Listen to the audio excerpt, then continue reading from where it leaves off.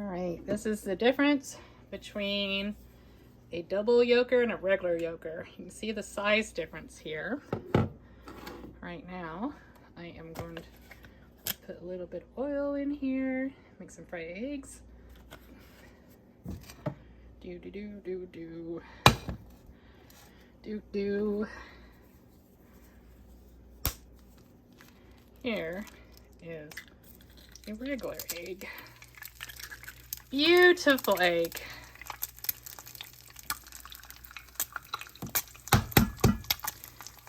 Here is the double yolker, and I can never break them where the other one does not break. They always break the same way.